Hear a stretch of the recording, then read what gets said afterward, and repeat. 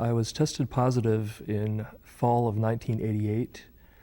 I had assumed that I was positive for several years before that, due to circumstances where I knew somebody that I was with was infected and had passed away. The conversion to AIDS happened around 1993 when I had encephalopathy and encephalitis and had dementia to a pretty severe degree, to the point that I had to stop working and stop driving, and was losing control of most of my major body functions. It was a very scary time. It was a very scary time. I couldn't dial telephones. I couldn't remember even how to get to the most rudimentary places. I would be driving and just get lost and go around in circles and end up late for appointments and not showing for appointments, and I was just in a complete white space. Since 1988, I had started on AZT at that time, took it for a couple of years and then stopped because I just wasn't feeling like it was doing any good for me. There was no viral load testing at that time. Even T cells were not really being followed that closely, if I remember correctly. So I didn't feel the need to continue paying for a very expensive drug. I'd lost my health insurance at that time, and so I stopped taking the drug. In '94, I went back on AZT at very high doses. It was the only drug available at the time, but luckily it was one that would get into the brain, and I started to go into remission from the encephalopathy. Unfortunately, over the years since that time, I've used up all of the available drugs. I'm on my last cocktail possible, after having even gone off drugs for 9 months because there was nothing that I could take at the time. The drugs are working for me now. My viral load is down to about 1,000, and I'm hoping with some alternative care treatments that I can even get it down to undetectable, but that's not necessarily my main goal. My main goal is just to feel good and to be able to get around, and try to navigate the world the way that I can with the problems that the dementia and the brain damage has caused me. I feel like it's been such a long roller coaster ride that to even say that my feelings have changed is almost a misspeak. That I've really tried to take each event as it happens and conquer whatever hills and valleys that I needed to conquer. Never looking too far forward and not really focusing too much on the back. Just trying to live in the moment. I've lost a great number of friends to AIDS. I've been living in West Hollywood for 16 years, and you would be hard-pressed not to have lost some very, very dear friends during that time. I didn't always attend memorials and services and things like that,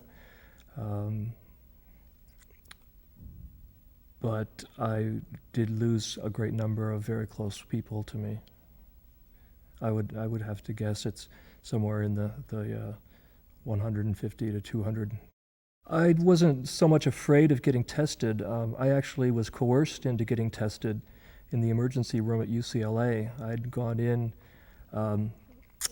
I was presenting with shingles, and since I knew what shingles were, I'd had them a couple of years before, and I knew the medications that I wanted, I simply wanted to go in and get a cyclovir and a pain medication and go home.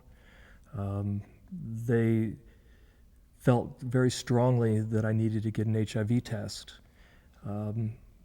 At that time, I really felt no need to get one because I knew that I was HIV positive. It was an inevitability. You can't have lost that many sexual partners without thinking that you're probably at risk. My involvement with APLA has been more as a user of services than a volunteer. I've used the services of the legal department. They helped me to get my durable power of attorney and my will and financial papers together. I've used the benefits department. Jock Chambers was instrumental in helping me to keep my disability insurance. My disability company was investigating my claim, and he put me in touch with an attorney who took on my case, and we actually very neatly and very cleanly got a decision that I could keep my disability insurance. Without that, I would have been lost. At least now I can live a normal life, a semblance of a normal life. I have a life partner that I've been with for 3.5 years. We were able to viaticalize my life insurance policy a couple of years ago and use that for a down payment on a house, which we bought at the low end of the market. We made some money on it, selling it this year, and bought a new place, and were able to pay off all of our bills, all of my lover's bills, and I can at least look forward to living a nice long life in a home that we own, and our bills are paid off, and David will be set for the future after I'm gone. Being a caregiver at heart, I'm the one that used to carry the heavy loads, to do the physical work. Unfortunately, with the neuropathy and things that have really caused me to be a physically disabled person, the protease inhibitors may have been instrumental in the necrosis of my femoral heads. My hips have had to be replaced. So I can't do a lot of the things that I used to like to do, walking, running, even horseback riding or riding a motorcycle I couldn't do. It'd be far too dangerous with prosthetic hips. I think it's just that I can't physically get involved the way I used to, just to go gung-ho at a project. I have to be cared for and done for and waited on, and I much prefer to be in the other role. I don't look too far into the future. I look far enough forward so that I don't irreparably mess things up, but I try to live for today, and the future is something that will happen how it happens.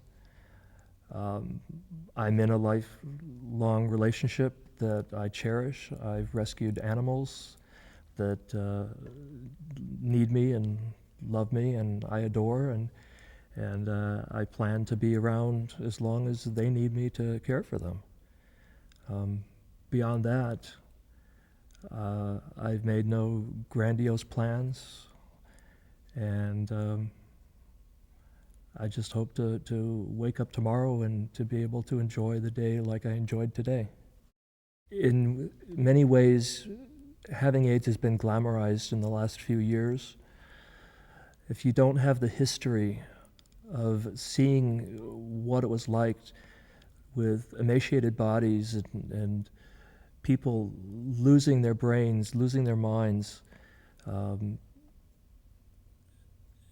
people losing their life right before your very eyes, you have no frame of reference. The ads that we see are not what it is like to live with AIDS. Not everybody is going back to work. I wish I could go back to work. I couldn't handle even a part-time job. The pitfalls could be going down the path that I went down, getting dementia, having to have your mother come and live with you so that you could take your pills, to have everybody second guess everything that you said because they knew that you didn't remember even the words that you had just spoken, and trying to battle back and prove yourself over and over and over.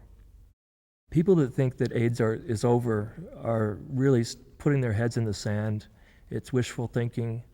And I hear that even from people that have AIDS. They have no idea that people are failing on the drugs. They think that everybody's doing well. They think that everybody's going back to work. They think that nobody is getting infected, that women and African Americans and Latinos, they think that everybody's getting all the good information, but they're not. They think that the young gay white males who really should have the best of information available are getting it, and they're not. They don't have the history. I think that if we could turn back the clock and show people what it was like in 1988, 89, 1990, what the streets were like, what the town was like, what it was like to go to San Francisco or to go to New York and see the streets empty, except for emaciated, decrepit bodies creeping up and down the streets. We don't see that now, but there are people that are tucked away in their homes because they're ashamed to go out. I have many friends that don't like to even show their face out in public because they look so bad. They don't fit the image that has been created around AIDS. They're not all pumped up, big and strong on steroids, and there's definitely a very large picture that's just not being seen.